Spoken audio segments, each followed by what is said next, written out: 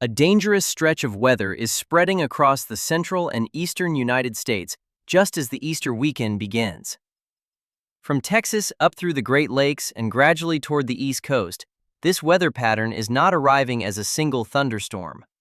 It is coming in repeated waves, and each wave carries very clear threats: damaging wind gusts, hail, a few tornadoes, and heavy rain that could trigger flash flooding. What makes the situation especially concerning is that the danger is not concentrated in one place. It is spreading across multiple states, moving from one area to the next.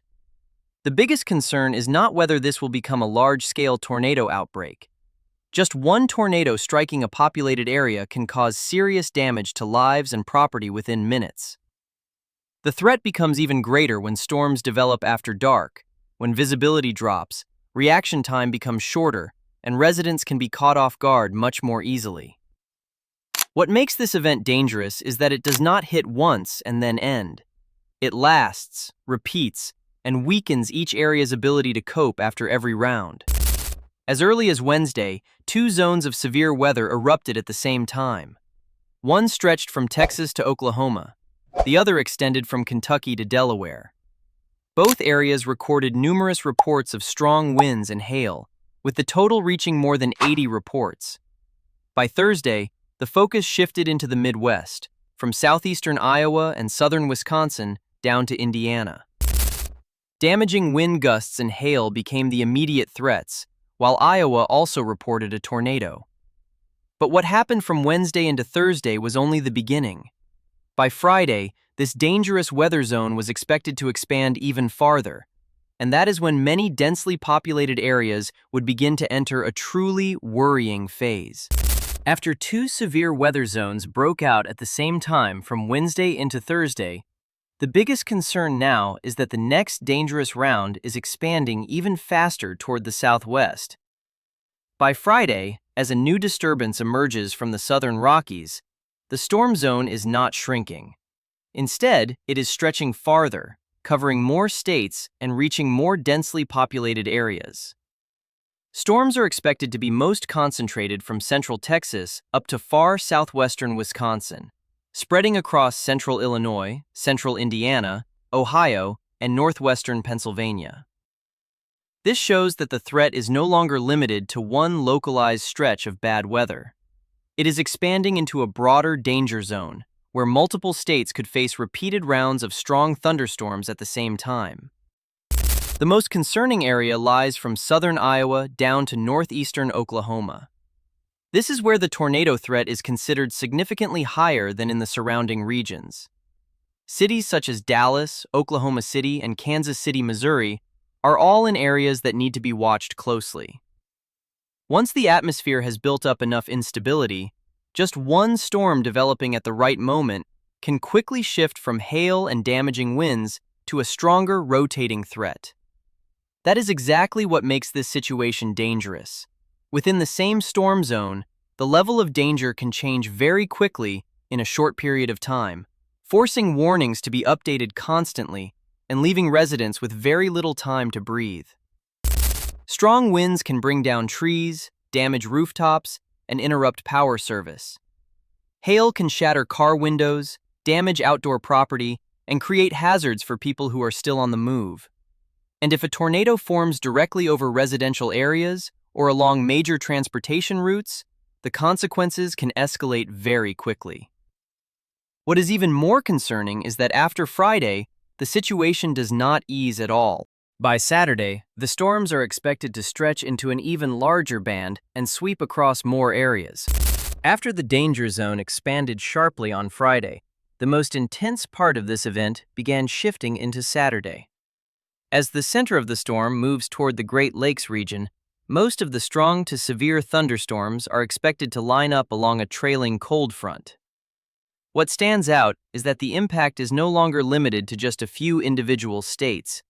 It stretches into a band about 1,300 miles long, from far western New York down to northeastern Texas. That is a distance large enough for communities separated by hundreds of miles to enter a state of alert at the same time because of the same dangerous weather event. At this point, the threat is no longer just about the possibility of tornadoes.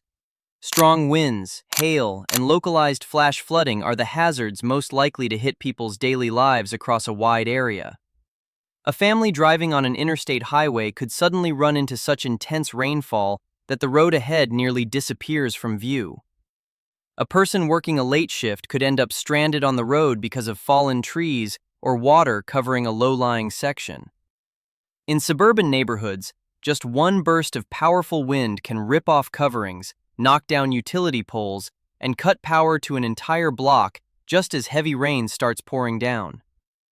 For people camping or traveling near rivers and streams, the risk is even greater because water levels can rise very quickly in a short amount of time.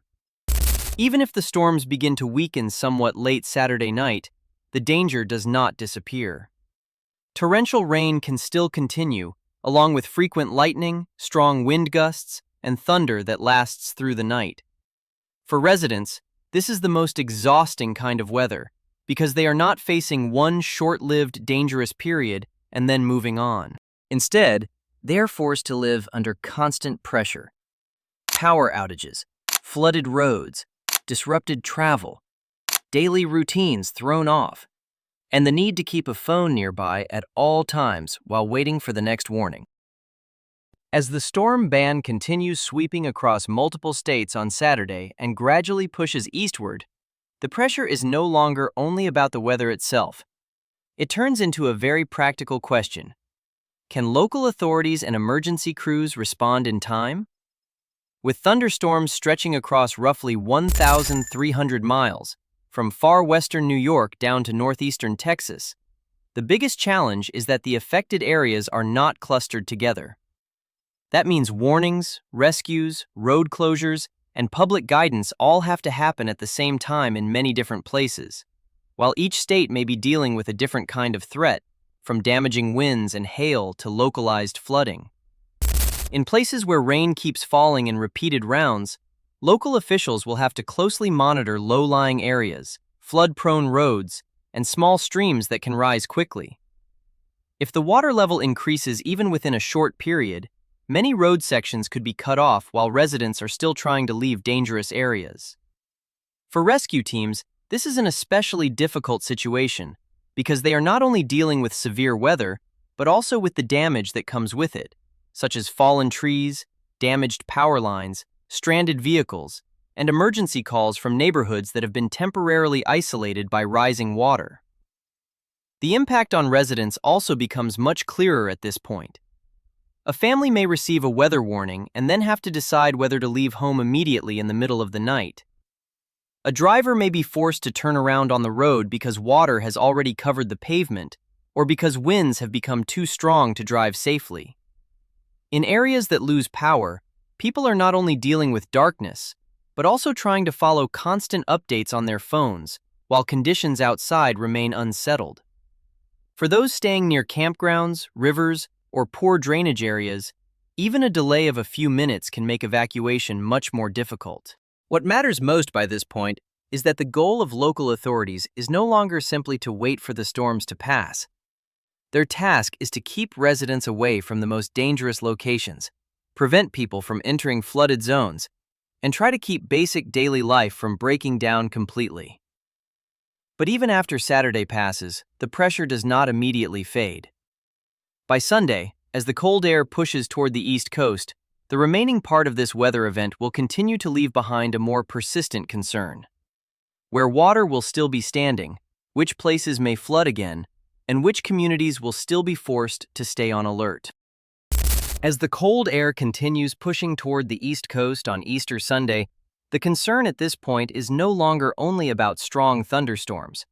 More dangerous is the water left behind after repeated rounds of rain, which will continue putting pressure on low-lying areas, poor drainage zones, and small streams. Along the Interstate 95 corridor from New York City down to Washington, D.C., storms may not reach the most severe level, but residents can still face localized strong wind gusts and small hail. In many places, this is the kind of weather that does not explode all at once, but instead prolongs the anxiety, because no one knows which area may flood next or when travel will truly become safe again. Texas Hill Country is the area of greatest concern this weekend. Rain may return again and again, causing rivers and streams to rise faster than people can react. A driver may think the road ahead is still passable, only to find it covered by water just minutes later.